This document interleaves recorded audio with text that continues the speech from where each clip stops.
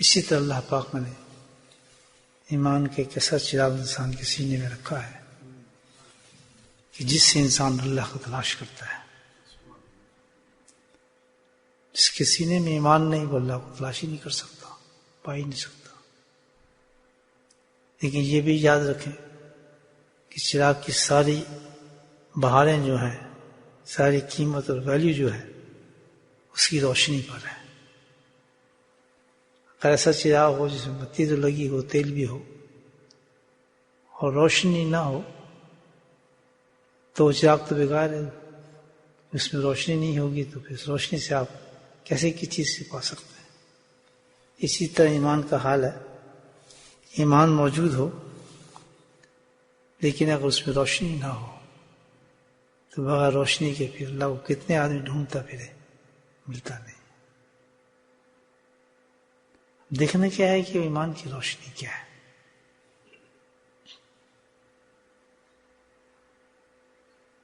جس کے اندر وہ روشنی آ جائے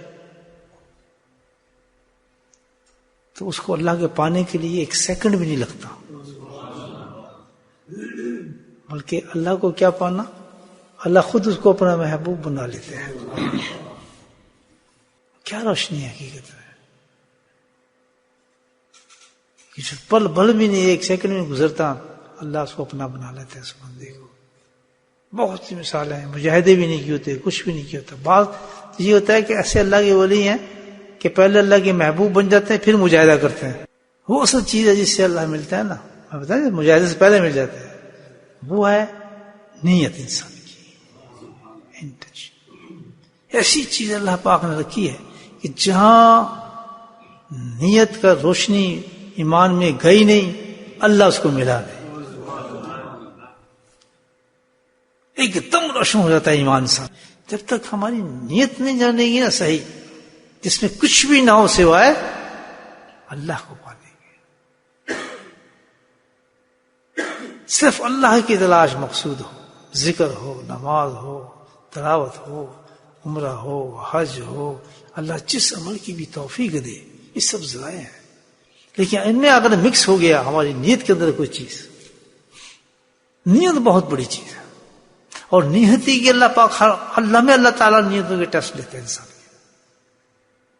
ہر لمحے انسان کے جب بھی کوئی ایسا معاملات ہوتے ہیں اللہ تعالیٰ سب سے پہلے ٹیسٹ لیتے ہیں انسان کی نیت کی لیتے ہیں. بھائی کیا ہے، ہم نے اللہ کو پانے کے لیے مجاہدہ شروع کر دیا الحمدللہ. تو جس وقت انسان کی نیت ہوتی ہے تو ایک دم اس پہ رنگ چڑھنا شروع ہو جاتا ہے. ایک دم، یعنی اس کو کوئی کنونس نہیں کر رہا، کچھ کو پتہ کچھ نہیں ہوتا. لیکن جہاں نیت بنی، جیسے عبداللہ بن مبارک کی نیت بنی تو ایک دم انتظام کہاں کیا، سبحان اللہ. ابو حنیفہ رضی اللہ تعالیٰ کے پاس اس مقام پر ان کو پہنچایا کہ اب تیرا مقام یہ ہے کہ تو وہاں سے علم حاصل کرے. ایسے اللہ سبحانہ راستے کھول دیتے ہیں انسان کے نیت کی وجہ سے. اور نیت نہ ہو تو 40 سال 50 سال آپ لگے رہیں، تسبیح مارتے رہیں، ماتھے پہ محراب بنا لیں، سجدے کرتے رہیں، رب نہیں ملتا. اللہ ملتا ہے انسان پہ نیت کے ساتھ ملتا ہے. اور نیت پہ انسان کا ہمیشہ ٹیسٹ میں بتا رہا ہوں آپ کو ہوتا ہے. بھاگتے گرتے پھسلتے وہی لوگ ہیں جن کی نیتیں خراب ہوتی ہیں. جس کی نیت ہوتی ہے ثم استقاموا، یہ اللہ کہتا ہے کہ بس اللہ کا اور پھر کیا ہو جاؤ، جم جاؤ. تو اس کے بعد سورسز خود کھلنا شروع ہو جاتے ہیں، راستے خود کھلنا شروع ہو جاتے ہیں. اس کے اللہ کو پانے کی جو دشواری ہے الحمدللہ اس کی ختم ہونا شروع ہو جاتی ہیں. اللہ خود راستے کو ہٹاتا جاتا ہے، اس کی چیزوں کو ہٹانا شروع کر دیتا ہے اور اپنی طرف بلانا شروع کر دیتے ہیں انسان کو. یہ سودا ایسا ہی ہے کہ اس راستے کے اندر پھر آدمی ایک دفعہ کہنے کے بعد کہ اللہ تجھے میں نے پانا ہے، غریب ہے، امیر ہے، جس حال کے اندر ہے، بیمار ہے، صحت مند ہے، بس آگ لگ گئی چراغ کے اوپر جو تھا ہمارا، اس میں روشنی آ گئی، بس اس روشنی کو قائم رکھنا ہے ہم نے، اس کو ڈم نہیں ہونے دینا. اور اس راستے میں مضبوطی کے ساتھ لگ جائے آدمی. جو راستہ اللہ نے دے دیا کہ یہ تیرا راستہ ہے، اس طریقے سے تو نے چلنا ہے، بس دیٹس فنش. اس میں بڑھنا ہے ہم نے، آگے رکنا نہیں ہے. ہر لمحہ مقام جو ہوگا وہ کون سا ہونا چاہیے انسان کا، شکر کو ہونا چاہیے. پیچھے کا تو تصور بھی نہ کرے آدمی کہ نہیں یار اب تو بہت مشکل، اب نہیں پیچھے جانا، تصور نہ ہو آدمی کو، نہیں ہو کہ یار تم آگے جاؤ گے تو اتنا خطرناک ہے کہ تم بچ نہیں سکو گے. کہتا معاملہ تو یہی ہے، لیکن میں نے رب کو پانا ہے، بچ نہ سکوں نہ بچوں میں نے تو جانا ہے. حضرت عائشہ صدیقہ نے کہی دی ایک دفعہ، یار رسول اللہ میں قربان ہوں آپ پہ، آپ اتنے کیوں مجاہدہ کر رہے ہیں؟ آپ کو تو سب کچھ اللہ نے قرآن میں بتا دی، آپ کے بارے میں تو ہے ہی کچھ نہیں، آپ کو اتنی آپ مجاہدات کر رہے ہیں، آپ کو تو کیوں کرتے ہیں اتنا مجاہدہ؟ ایک ایسا فکرہ کیا کہ صوفیوں کے لیے زندگی بن گئی. سبحان اللہ. میں کہتا ہوں تصوف کا نچوڑ ہے یہ فکرہ، کبھی سوچا نہیں نا اس بات پہ.